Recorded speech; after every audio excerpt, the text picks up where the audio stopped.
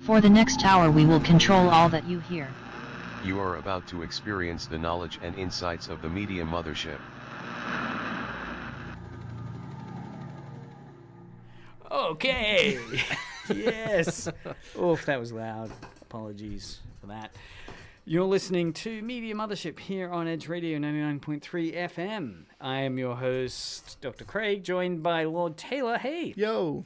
And B.A. Zeke. Yo, I'm back. And on this show, we look at how media shapes our understanding of the world around us. And we are streaming on YouTube and Twitch, so you can shoot us a message on either of those platforms on our live stream there, or we're also on edgeradio.org.au live streaming there. You can go to the website and SMS us if you'd like on 04 888 11707. That's it. Or you can fax us at. You can mind meld.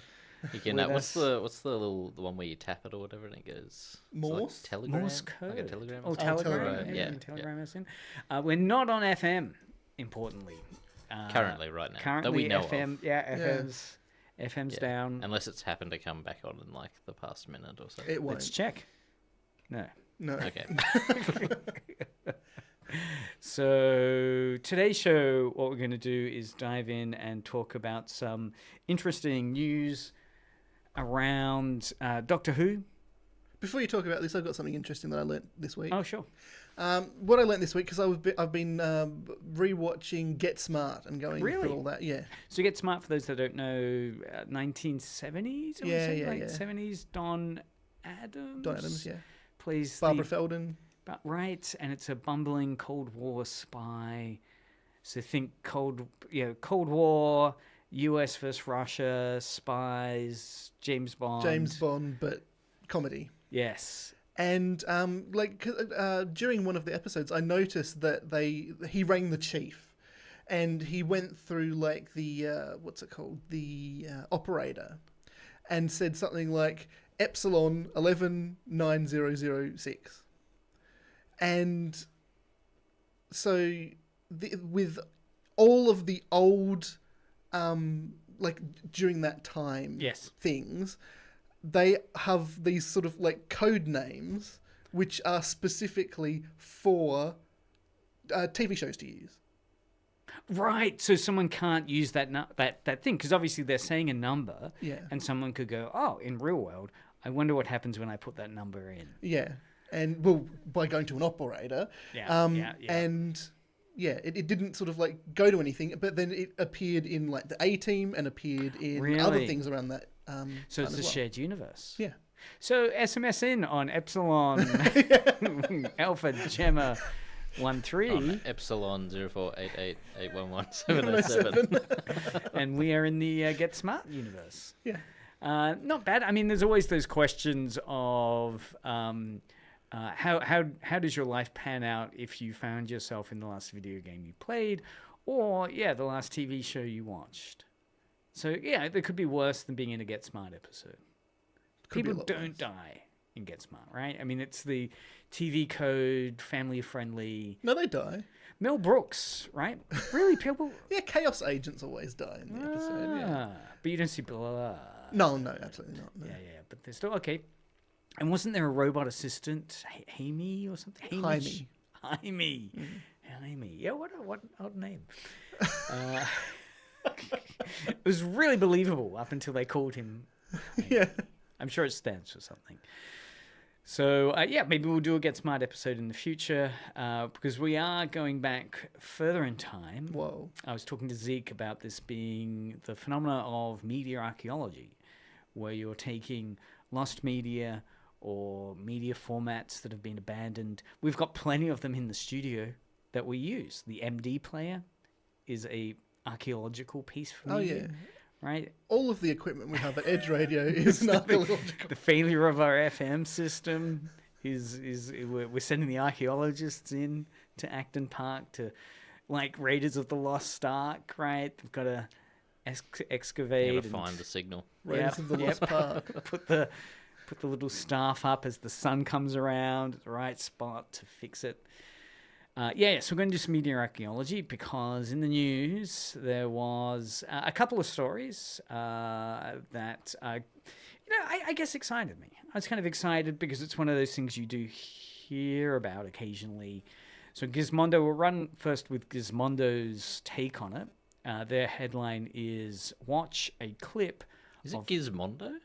It's not. Gizmondo. It's Or is he it always. Gizmodo? It's Oh, Gizmodo. He always Gizmodo. puts the N in, and I Okay. can't I was change sitting. it. I was sitting here for like 5 Really? seconds, thinking, Gizmondo. did I read it wrong? Gizmodo. Yeah, Gizmodo. Thank you. Gizmodo. for He'll do it. correcting He'll do it next week as well. Don't bother. Watch a clip of Doctor Who.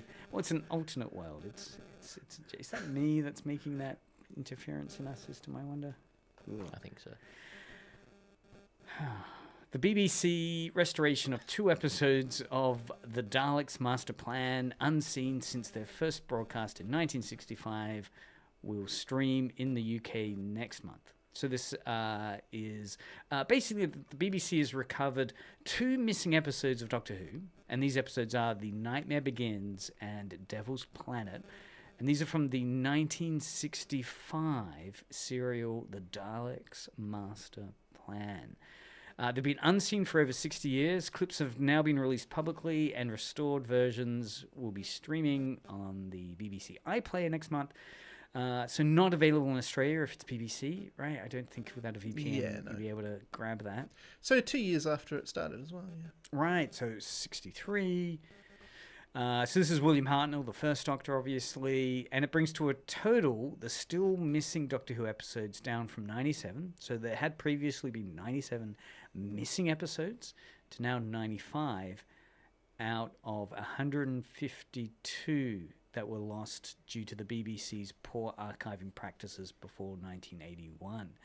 What do you know? What do you guys know about the BBC's poor archiving practices before 1981? They would throw away tapes. They weren't tapes, were they? They were film. Back in I think those they were film days. and video, right? They were would film. create- Maybe they would- starting to use VCR, maybe, Yeah, but yeah. still using film. So the big giant like canisters with the film rolls around them, and they would throw them away. They would tape over them. Tape over them, I've heard. That they were so... More commonly they would tape over them. Yeah. And that's due to the cost, right? And if Yeah. you're in a penny pinching BBC environment where every cost is tabulated. Yes, and interesting. I don't know whether it was the Gizmondo article Or Gizmodo. or it was one of the other ones. Yeah. Yes. But they talked about, because I've heard a lot about like the archival things of the BBC and all this other stuff, but I've never heard. But one of them brought up the point that there was a union dispute at the time because this was early television, and repeat broadcasts weren't a common thing or were happening really at all. And they were disputing that because of royalties for the actors as well. One of the other things they pointed out was the union... Because the royalties wouldn't be going to the actors for repeats? No. So they wanted... There was no deal. There was no royalties deal. So they had no idea what would happen if they play them again and an actor who's in there wouldn't be compensated for it being played again. One of the things they also put out was like... was you wouldn't play it again, but you would in fact re-record and then put it back out. So you'd... Right. That was weird. It was just what they mentioned in the article. It was one of the proposals put forward. Is like, instead of just repeat broadcasting it, you would actually recreate again. the episode again and then put it out. And mostly because, I mean, we'll listen to... Because what I've set up is the commentary track for the first Doctor Who and the Daleks. Oh, that sounds interesting. It's smashing. And what's really fascinating is we'll listen to it in real time, maybe on 2-speed, is that, they would record them live. Almost as a kind of theatre play, right? In terms of it was recording, and the less editing afterwards, the better, and they'd just try and then capture it completely. So a very different model of making TV. The BBC poor archiving practices before 1981 resulted in episodes down from 97 to 95, out of 152 that were lost at that time. Most of them the second Doctor. Right, Patrick Turlow. And Troughton? Yeah. I hate to correct it. Patrick Troughton, Patrick who Troughton. is the uncle of Dudley in the Harry Potter film series. Oh, really? Yeah. Okay, deep dive. The thing about the accommodation of those losses have been the fascinating way in which they've tried to regain that content. So, of course, some people recorded on cassette tapes Doctor Who episodes as they were watching them as a kid. The far-flung colonies of the UK had kept some of these episodes where they were instructed to delete and destroy them. I mean, yes, there were destructions. So, yes, there many stations in South Africa or Australia, New Zealand had been instructed to destroy the copies. I mean, that's the only reason why we've got about 40 or 50 of the Goodies episodes, is because they were in the Australian archive, which they were supposed to get rid of, but didn't. Yeah, and in this case, from what I remember in one of the articles, it was talking about it being it was an estate. Someone had passed away, and it was their estate. Somebody had a collection. I think what they said as I was skimming through the articles was that they would have. So the reason that this serial, right, is a part of a series that has never been viewed outside of the UK. So it was never internationally distributed. So it wasn't in Australia. There's no copies in Australia, New Zealand. I believe the last one that was recovered was in Nigeria, and then was sent back to like a completely different episode. I don't know which one it was, but that was the most recent one that was recovered. But these ones were never sent anywhere, so there's no copies of those. But they did create copies purely for like editing and testing, so then they could see how viable they were to then sell internationally. Right. But they were never sold internationally, and never viewed internationally, and most destroyed or whatever else. But these copies were the ones that remained, the ones that were like test reels. And that's the two that I believe were in this collection. Which is why, not the whole episode. So yeah, the BBC.com. Yeah, so on their own website, their article provides a little more depth, talking about how they were discovered in an amateur collector's ramshackle personal film collection in Leicester. Just Leicester. Is it Leicester or is it Leicester? Just Leicester. Leicester. Where's people? Where's Leicester? I feel like Leicester's a real place. Leicester? I've not heard of Leicester. And maybe it's I'm spelled wrong. Leicester. Yes, Leicester. Oh, okay, Leicester. From the English, Leicester. I wonder what the etymology of it. Maybe French. I'm Norman on it. invasion. I'm on it. And will be restored and released on the BBC later. So then Den of Geek followed up with it's the first major recovery since 2013. Let's listen to some of the episode. Yeah. Curious to hear. So this is First time broadcast in Australia. the montage. So it's a montage. So there'll be some background music, and the you'll hear some of the crackly static of the footage. So before we begin, the name Leicester originates from Old English meaning Roman fort. Really? So it goes back to that date. It's Roman. The Romans. So really, Italy should be excited about this, with that Roman historical connection. If you say so. All right, let's listen to some of the... Oh, I can't play it on there. Hold on, I'll need to... my audio. This is unbelievable. Okay, I'll talk more about Leicester. It comes from the word ligore and chiesta. Ligore means like the people tribe sitting near All the I river. have to do is to get and through that jungle Chester and perhaps then I can get some comes from help. the Latin castra, Well, let's say it's a meaning strange fortified place to town put a or city. camp. So fortified town or camp near the people who are near the water.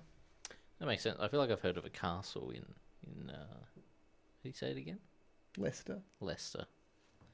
Leicester Castle. I went to England and went to all of the different forts and things like that, and castles and things like that. And heaps of Roman stuff everywhere, really interesting. Went to one of those Roman baths, and so you could see how they did, because, Romans invented underfloor heating, and then it showed how they put the ducts through. Yeah. It's really interesting. Yeah. Viaduct. And pipelines, one of the first where you could actually pump water that isn't shit. Brilliant.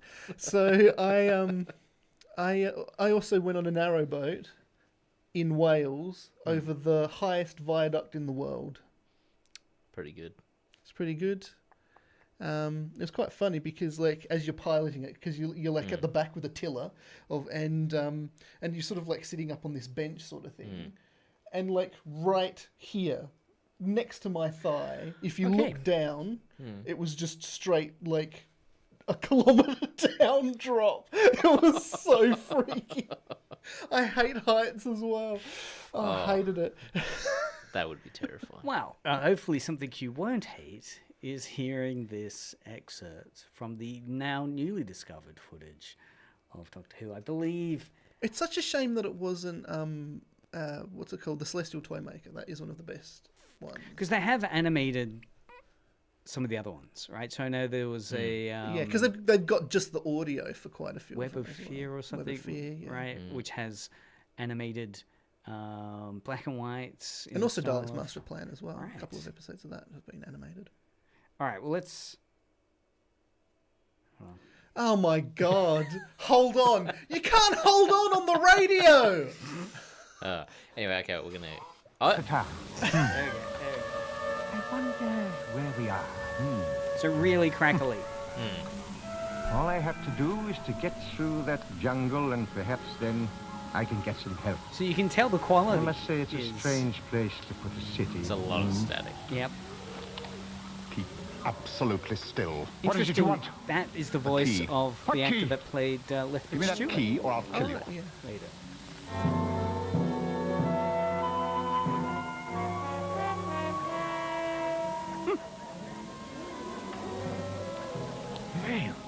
But I imagine they can put Yeah, it well, through some kind of The solar system? Yeah. graphic improvements. Why would it be graphic improvement? It'd be audio improvement, wouldn't Yeah, it? audio, Audio as visual. well, Yeah. but hopefully, HD it. Well, surely this has already has been. Strange Right? indeed. Yeah, probably. Yeah, no, has, it looks yeah. amazing. It looks Yeah. So, So there is a lot of static, but it still sounds pretty good. yeah, Yeah. yeah. It's a Dalek spaceship landing. Here we go. Here we go. Space Vessel 111. Yes. It's amazing they've got Dalek episodes as well. Excellent. I will Yeah. await Well, I think as well my this is the guest here. 4th appearance of the Daleks. Oh, right, at this stage. Nerd. Yeah. It was in the article. I'm not, Oh, okay. I'm not gonna say.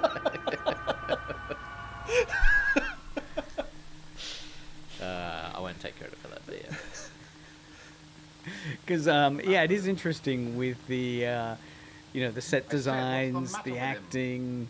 It's from an era where Doctor Who's considered very much kind of disposable and one-off, and I think this was only the 3rd season, perhaps, of Doctor Who Who's ever. the companion in this? Is it Dodo? Planet, believe me. No, the guy. What was his name? He's actually in some of the articles when they're talking about it. The companion who they brought to Ian. Leicester. Huh? Now we've got it. What are we going to do with it? Well, for the moment, nothing. Makes sense.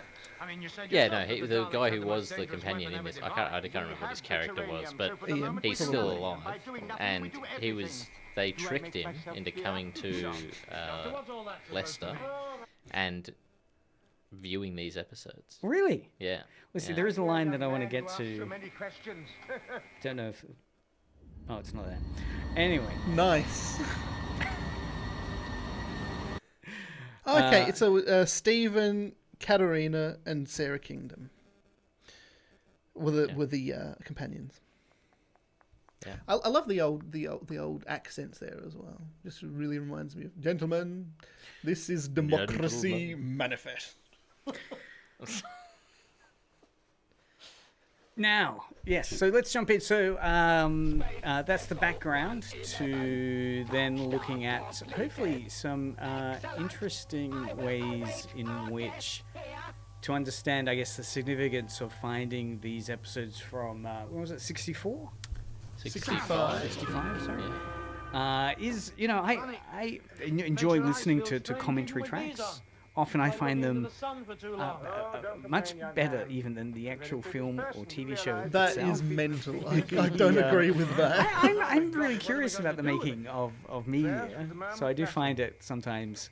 I know, but usually commentary tracks are just people who's like, oh, we just had so much fun. Well, let's listen to this one then. So this is so I want to have a look at this was recorded, of course, decades after this episode came out. It's the production team involved in creating these episodes. So it's not the actors. This first one isn't the actors. And the first segment, if I can cue it up, hold on, is the kind of chaos of making Doctor Who, which is interesting to hear. At 1:59 into it, close. There you go. All right. So again, we're hearing the female voice, which is one of the key production people responsible for producing Doctor Who, and the male voice is the director of this episode. Right. Of the show, you didn't stop for retakes, and retakes then would, if you remember, Verity, one didn't stop unless things really went wrong. Well, you weren't really allowed to. You weren't really allowed to because it cost tape. Yes. Every 2 inches of tape cost something or other.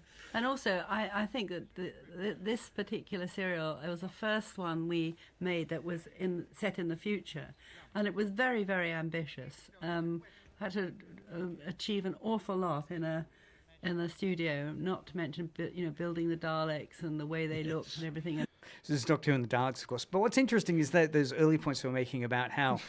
do you know what else is interesting? Go on. So the director, Douglas Camfield, died in 1984, so I don't think it's it's not him? Well, let's go to the start. Hold on. We'll listen to the start as they get introduced. Who is it?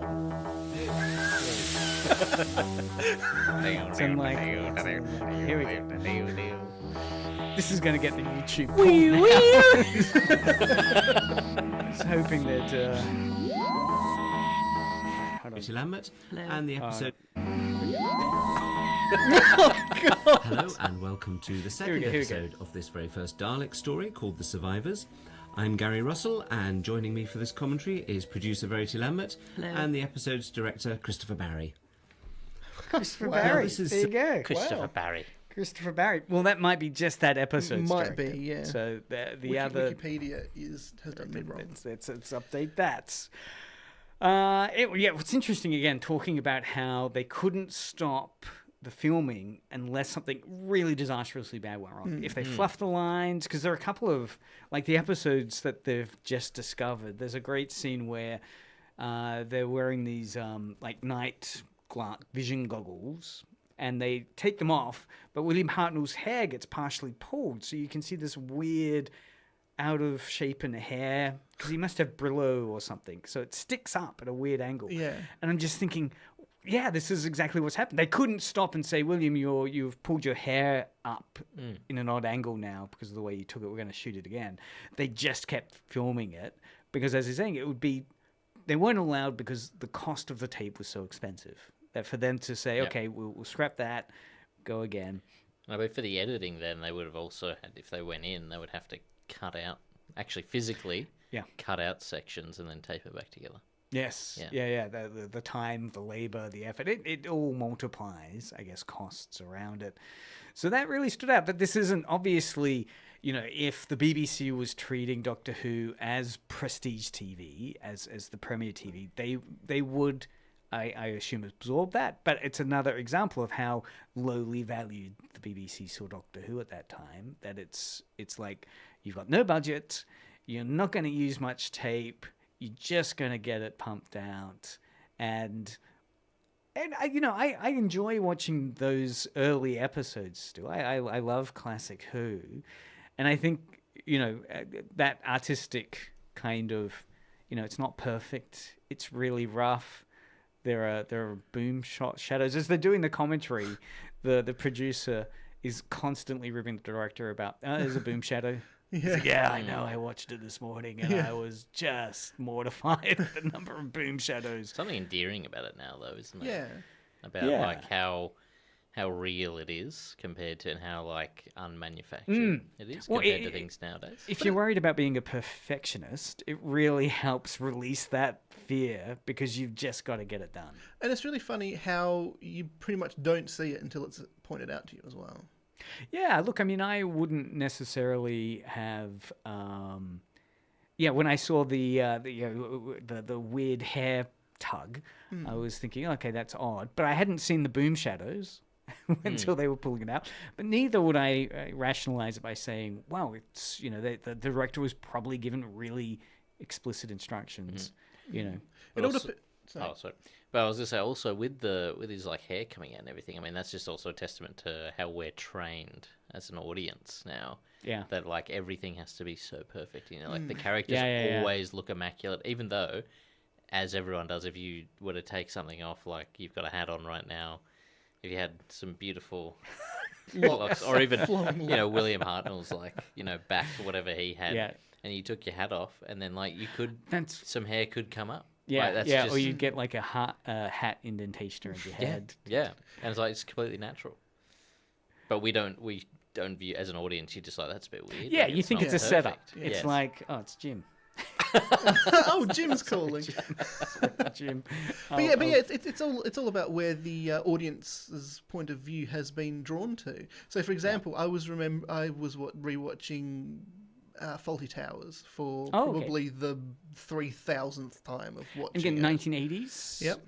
John Cleese playing the Basil Fawlty, the hotel owner in Torquay. Yep. With Manuel, Andrew Sachs.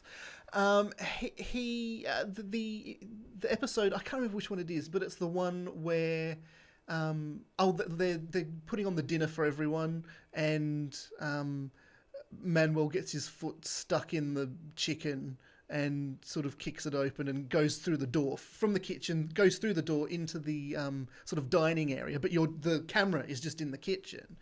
And I was rewatching it, and just for some reason, I decided to look not where the action was being drawing me to, and actually just looking behind the door as it swung open. And there was a guy just crouched there who just opens the door like that, and you can actually just see him there. He's in shot. Yeah, completely in the center of the shot.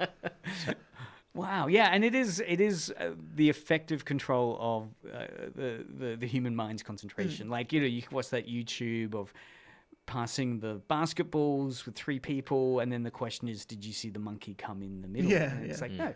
Yeah, equally clever directors know what they can get away with, and sleight of hands, being able to focus, like a magician does, effectively, the concentration. All right, well, let's look at the, if we can cue up the next example at 3:05. And again, this is following on with that idea of constraint becoming style. It's recently been on, which are very much shot on film and in big sets and big areas, and it's much more sort of cinematic and not TV, not up in your face. Gives this a very claustrophobic look as well, doesn't yes, it? Well, certainly the sets are claustrophobic, and it helps the atmosphere of the drama. But there's some lovely lighting here as well. There is. Well, I think the lighting director, John Trier, was one of the great lighting directors. He became, well, yes, he certainly was. He's still going in films, I think. And we were very lucky. I think technicians quite enjoyed, once they started working on Doctor Who, and realised that there was a challenge and that they could do really quite different things from regular drama. I think they found it quite entertaining to work on. Yes. So it's interesting, again, that lovely lighting. Idea of, the lighting, again, effectively being able to be used to hide the fact that very, very small claustrophobic stages they're on. And it's so important as well. Do you want to take that? And it's so important with the lighting, especially in black and white as well, because that's pretty much all you've got.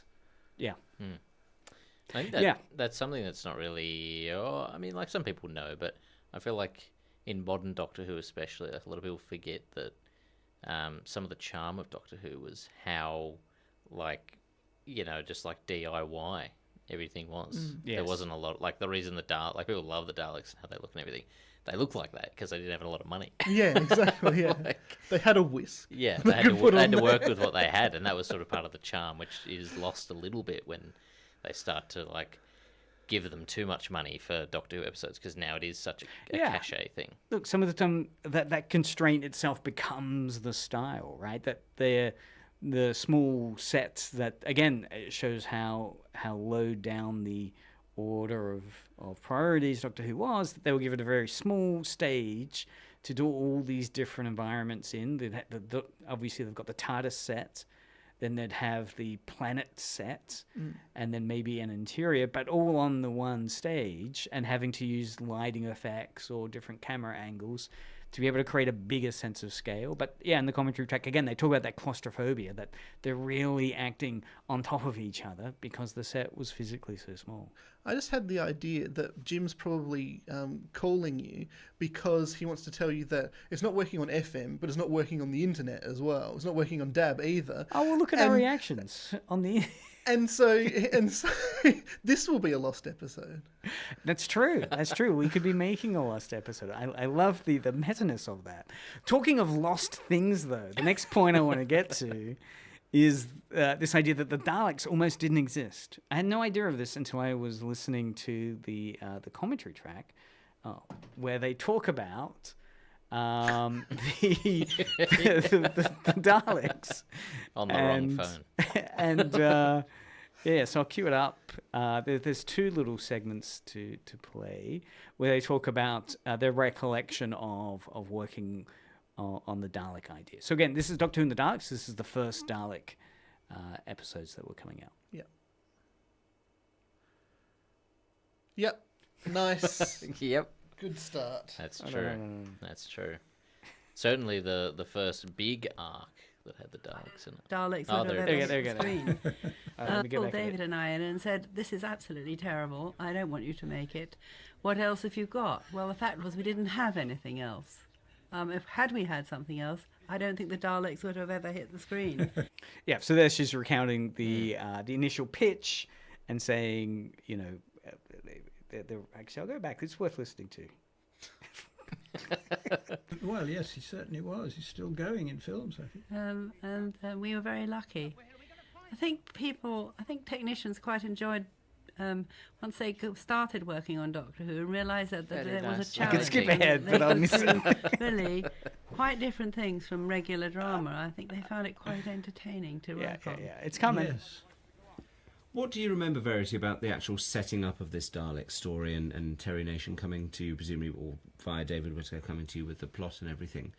Well, the first thing I remember is that we nearly didn't make it at all because Terry delivered his scripts and David Whittaker and I both thought they were terrific story, very exciting, and sent it in to Donald Wilson, who was head of serials. Boom shadows, they're terrible.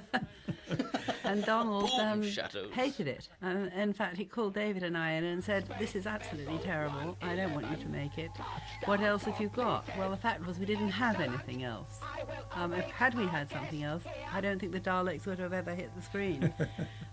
So we had to make it. And to give Donald his due, he, after it was such a success, he said, "I clearly know very little about this, and you and David seem to know what you're doing, so I shall leave you alone." Oh, wonderful. How wise of him. So there's another section they also talk about their surprise effective it went with the Daleks. I mean, you said Still yourself that the happens. Daleks had the most dangerous weapon ever Were devised. you surprised, Verity, at the sheer success of the Daleks, that suddenly this was something that had taken off and that kids around the world were practicing it in the playground? Or did you have a sneaking suspicion that it could be? I was astonished. I mean, I thought it was a very good thriller serial, but I had absolutely no idea that it would take off in the way that it did, and that those. Although I have to say, I remember going down to the rehearsal room for a producer's run, and they had the Daleks there so that the Dalek operators could practice in them. Mm-hmm. And I do remember that everybody wanted to get inside a Dalek, and so there was something quite attractive and appealing about them in that way. How quick? So it is interesting, something so iconic and so established as part of Doctor Who is kind of an accident, right? It's like very well maybe wouldn't have happened, right? We had a couple of other script ideas that were there, and I wonder what it is that they didn't like. Like, was it the story, or did they look at like the concept art or whatever of the Dalek and go, why do we have a big trash can with a plunger in it? well, there are those are the jokes, right? That is, I mean, while it's become an iconic image and it's very much wrapped up in that kind of kids hiding behind the sofa myth, well, in reality, but you know, that the mythologizing of Doctor Who as a scary experience at times. The Daleks is wrapped up in that. I think the voice. I feel like it has to be the story, because the first story wasn't actually that sort of engaging, but it was just having that concept of that creature, which just got into everybody's minds, and then they were able to run with that and make it better and better until we get to, like, you know, Tom Baker, where we get some of the better. Yeah, look, Doctor Who. It is interesting. There is a I'm not sure if I'll get time to get around to it. At the end of this second episode, there's a scene where to get away from the Daleks, they've defeated a Dalek. And to get away from them, I think it's Ian decides to go inside a Dalek, right? The Dalek's being destroyed, but it's still functioning.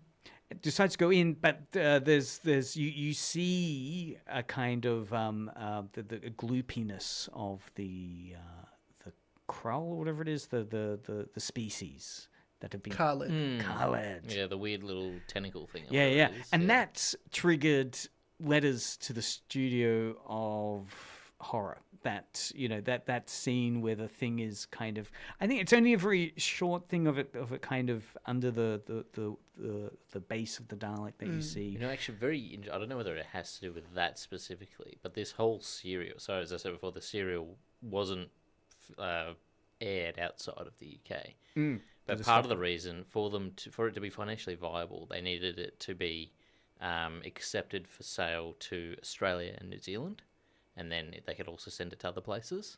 So it had to be Australia and New Zealand, but because of the laws at the time, they deemed it too violent to air. And that's why it was never sold off and then aired in Australia, New Zealand, and then other places where we've also found lost episodes. So that's part of the reason that it was actually too violent. I don't know whether it's specifically that or whether it's that and other parts of the actual the whole serial, but that was the reason that it actually never... Yeah, there are a number of... like I was watching on YouTube a documentary about the classic Doctor Who. This was a BBC like 40th or 60th anniversary, and it was so interesting to hear them talk about the moral panic, media panic around Doctor Who at that time that pretty much plagued its whole run. I think it was Mary Whitehouse in the UK was constantly letter writing to the BBC and to newspapers complaining about the level of violence that was there. There was an episode in particular in the documentary they talk about with Tom Baker where at the end of an episode he's being strangled underwater. Oh, yeah. And, of course, the Doctor Who episode structure always ended with a cliffhanger. And they talk about this episode in particular as unleashing a lot of venom towards the BBC as having gone too far in violence because, of course, the cliffhanger is you've got a kind of soldier strangling the Doctor. There's a shot of him where you see his head fully submerged with hands around gripping his throat. And then, of course, that's the cliffhanger, right? You just hear the theme song kick up and then it cuts to a remembrance of a kid, an adult now, talking about when he was a kid watching that. Yes, that stayed with him for the whole week. That's what you had as your worry. You know, how is the Doctor going to get out of this very violent attack? But it's funny because like really it doesn't seem actually that violent really, and if you look at anything to do with Doctor Who, it compared to what we see now, it doesn't seem. Yeah, that's the point, because violence has sort of exponentially grown and what's able to be. So I was looking at like classifications and how classifications work, and so you've got I think I've got one and it's like Bruce Lee or something like that, House of the Dragon Fist or something. I don't know what it's called, something like that. When it came out in Australia, it was rated R. It was R-rated. Yes. It has been re-rated now as PG. So going from R to PG. Yeah, look at this. I mean, yeah. I think there's an interesting tension there. At one side, there's certainly data which I think backs up your point that when we look back at previously censored material, it does seem really tame. But then there are also kind of older pieces of work that would today be considered even more scandalous. I'm thinking, what is it? Those Roman works, ancient Roman Greek works around that have aspects of pedophilia within them, which would be much more outrageous to today's I don't know what sensibility. you're talking about, to be honest. I haven't looked into this. The next section I want to get to, moving on, is moving quickly along. Memory is unreliable. So it is interesting when you're listening to commentary tracks. I mean, again, do you guys listening to commentary tracks on DVDs? I have listened Blu-rays? to commentary tracks. It depends. Do you enjoy it? I think you may have said it before, but it depends, sort of thing, about what they're actually saying. I have, if I'm incredibly bored. Yeah. Like I won't do it for everything, but I'll do it for something that I'd really like to go deep in. Yeah. For example, Lord of the Rings. I've listened to all of the commentary tracks on that one. It depends on how in depth they go. So, if they're just people going that was I remember this. Yeah, that was funny. Blah blah blah, blah or whatever. If somebody's actually, so this is how we put this scene together. One of the that's really very interesting stories around that was the original Laserdisc releases of the James Bond films included commentary tracks at a very early stage. So this is where commentary tracks were still in their kind of formative period. So not many releases. This is Laserdisc, so way before Blu-ray, DVD, sorry. So the commentary track genre and idea and expectation of what you do in a commentary track hadn't been established. And so these are banned, right? These Laserdiscs got pulled and destroyed as a result of the commentary tracks because they're involving the directors and production team basically slagging off all the other actors and stuff. like really talking out of shop, right?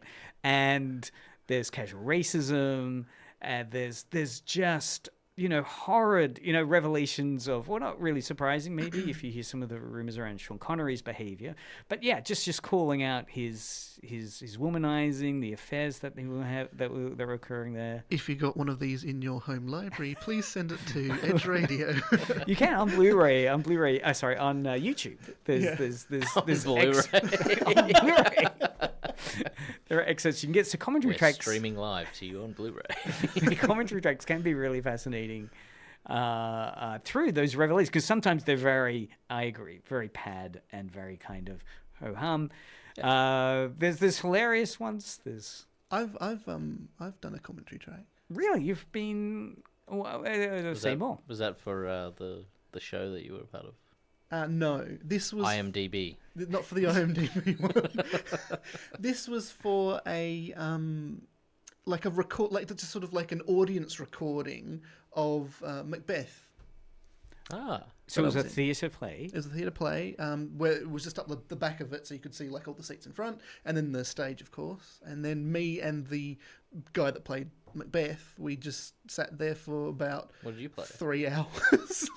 While a live performance was occurring of Macbeth? Whilst our live performance was happening on video, and we recorded over the top of the sound. Really? Right. So that theatrical performance of Macbeth was video recorded? Yep. And then you've created a commentary track unpacking that. So there's a separate recording that you're watching. Yeah. Okay, so for a second I thought you were watching you were watching it live, and I thought, how are they doing that? Like That'd the be great. Macbeth That guy would be so leaves rude. and then Just does someone his in stuff. Well, and what then I was comes thinking, back, and then you go off and you do your line. I mean, I was thinking some people in the audience would have headphones on. Yeah. And have chosen to listen to the commentary track live, provide like sports commentary. Yeah. Of the theatre performance rather than the theatre performance itself. But that's the one where I played Ross, Satan, Porter, and Murderer Number 2. Murderer Number 2. Yeah. It's like the Muppets. If you had like the real life That's Muppet, right. like they're sitting up in the Woodrow in the thing. Yeah. What do you mean, real life Muppet? Well, you know what I mean. All right, so human Muppets. Because one of the fun DVDs to watch for commentaries is often any of the ones that Arnold Schwarzenegger's doing, because it's as if he's watching the film for the first time. Like he's talking about, this is where my character picks up the gun, and look at him here. He's talking about, he's basically just explaining what you're watching on the movie. But it's as if he's seeing it for the first time. It's all very hilarious. And this is, in this commentary track, I've enjoyed moments. I'll play some examples here where they don't remember what's happening. So it's like the audio description version. It's Yeah, just it's like, I him. don't remember this at all. Don't remember doing this. So here's one quick example of it. Yeah. It's so bad. It's not can't bad. do It's this. just struggling. It's just How is it struggling every time? maybe it's the But connection. it's him. Maybe it's He the connection. is this factor. Do you remember Makes anything? Oh, about there it this? is. There we go. I'll go back. I will go back. Is all actually it remains of the original episode 1, which was then scrapped and filmed later on in the production So I block. gather. Do you remember anything about this truncated thing? I remember that there was a problem with the sound filtering from the gallery talkback into the microphones live in the studio over people's headphones. And the result was that people were hearing this in the studio, and it was being picked up, of course. And it was completely destroying the atmosphere of the scene. It was totally theatrical at once. So what they're talking about there was a moment where they had to, somewhat what you were saying at the start there, Zeke, where they filmed it, then they watched it back later and realized it was unusable because they were getting audio fed back from a mistake which had happened in the live recording of it.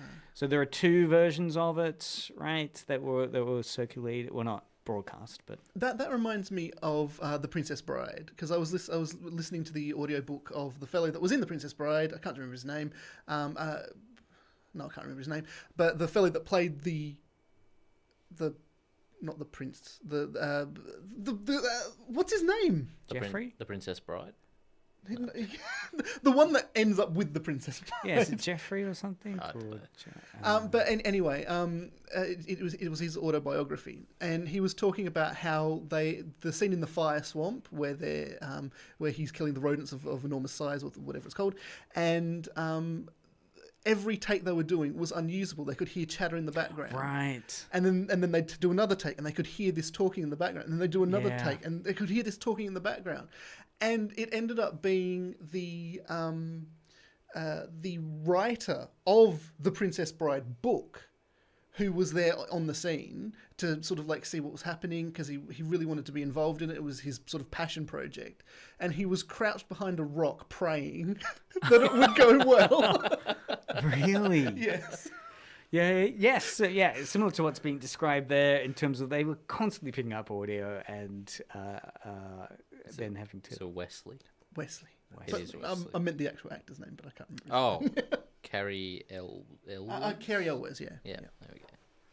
Yes, so there's another example here of memory being unreliable. Radiation Here. sickness, because I knew very little about it, and I don't remember doing any research at all about how they should react for it. So whether it is accurate as to how radiation sickness does hit one, I don't know.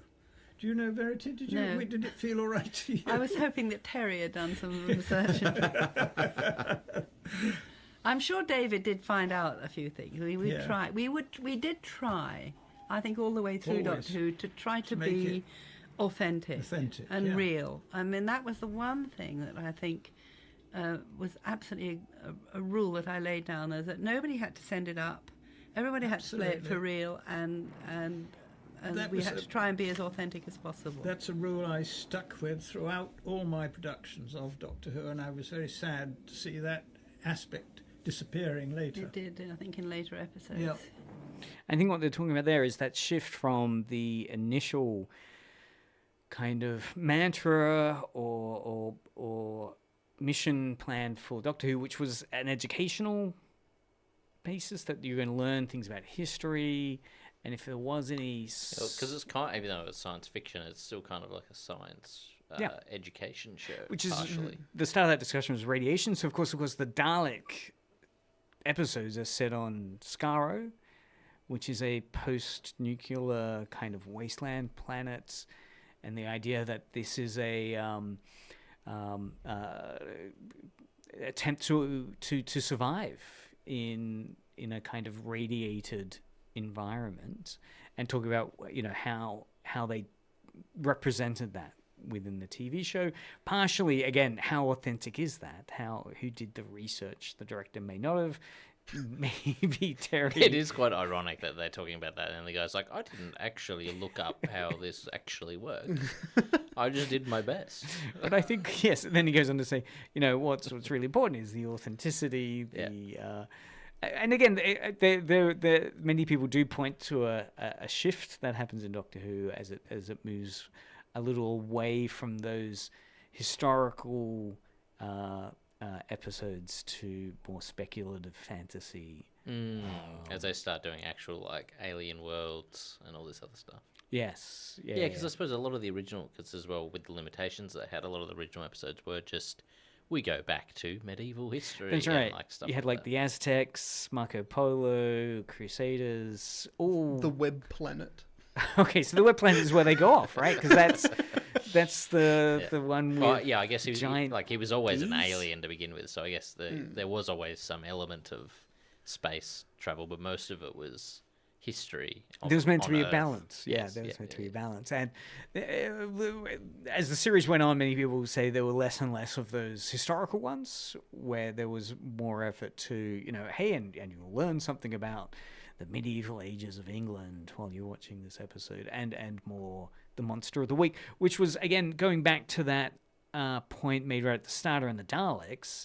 One of the reasons why it was close that the Daleks weren't going to occur was that the initial showrunner said that Doctor Who wasn't going to be a monster of the week show, that it wasn't going to revolve around a bug-eyed monster. Which is why she was saying, the Daleks could have been rejected, but at the time they had no other options, right? There was nothing else that they'd been able to organize for scripting. That was what was on the schedule. So if the Daleks hadn't been chosen, there wouldn't have been episodes. So it did guarantee that Dalek would happen, but it did come in contrast to the fact that Doctor Who initially wasn't meant to be a monster of the week, bug-eyed monster series. So worth listening. I quite enjoy these commentary tracks from the Doctor Who stuff in particular. You're a Doctor Who fan? Do the DVD commentary tracks ever? No. Because you do the audio books, you've gotten to the broader universe of Doctor Who. Of course. But that is because Paul McGann is such a good actor. Who's very much a forgotten Doctor, right? Paul McGann is the kind of black sheep Doctor that only appeared in the movie, that was pitched to the US, that was meant to be the big... absolutely terrible rebirth. because of that. What are the audiobooks like? Do they fulfill somewhat the promise that fans were hoping for? Oh yeah, absolutely, and go further beyond any of the modern sort of Doctor Who. In terms of their modern depth. So there's like the Christopher Eccleston. Yeah. Onwards. Because it does have a sense of all you can have is story. You can't have filler in an audio adventure. Yeah, which I think is one of the things which can make classic Doctor Who a real trial to watch, where they've got 5-6 episodes, was like an hour, 40 minutes, 30 minutes, something like that. Yeah, and they do really stretch out in certain moments, trying to fill that airtime. But of course, one of the best Doctor Who adventures is Scherzo, which is completely where the Doctor and his companion are blind. And this is the audio adventure. Yeah, and so they can only communicate through audio sorts of things. And so there's a monster there, a monster of not... There's no visuals to the monster. It is purely a sound monster. Yeah. Do they touch the monster? Are they going to be like, I'm not going to give away too much about it, but basically it's a monster. It's a sound monster that starts to evolve, and then they have to evolve as well, and so they have to evolve. It's like this show. Yeah. Come together and become the same organism in order to out-evolve this sound monster. And that's audio. The power of audio. Power of audio compels you. Yeah. You just have to, if you guys are interested, go and watch it yourself. So what's that called? Scherzo. Listen to it. Scherzo. Scherzo, yeah. Scherzo. That's Media Mothership for another week. Next week, we're going to dive into the world of Japanese cosplay and cat ears with local University of Tasmania expert Emerald King and PhD student Ashley Romenga.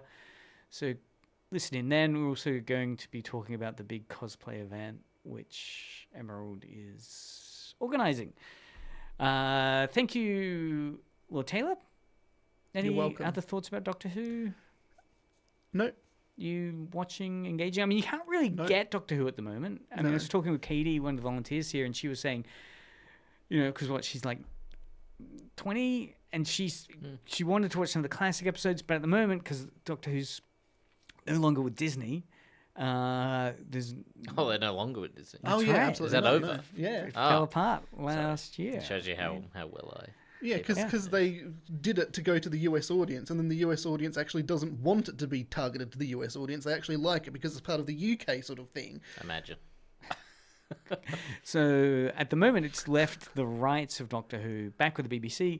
But again, there's nothing locally to engage with. You can't access the BBC. Russell T Davies, he needs to go. Wow. He needs to go. Taylor does not reflect I do not the like opinion him. of Edge Radio. I do not like him, and I never have liked him. Well, the whole reason why they brought in the other fellow that did the Sherlock one was because he couldn't do it properly. And so they said, we'll bring this new fellow in. And now they've given it back to him, and now it's gone to rubbish again. Didn't Stephen Moffat do... Moffat, that's his name, yeah. Didn't he do... What was his name? Matt Smith. Yes. Isn't he Matt Smith onwards? Yes. Yeah, see, I don't really like the ones from Matt Smith onwards. Oh, you, David Travis. Tennant, Christopher Eccleston. Wow, what we're seeing here, ladies and gentlemen, is... Prime Doctor Who. I'm going to punch this man. This is the other thing. This is the other thing about Doctor Who, of course, the fandom. The fandom. So SMS it now with your opinions as we're ending the show. As to Doctor Who. Keep listening, though, to more cool tunes, not on FM at the moment, possibly, hopefully soon. You don't know that. We don't know that. Good night, Australia. Keep up to date on our socials at Edge Radio 993 FM. G'day.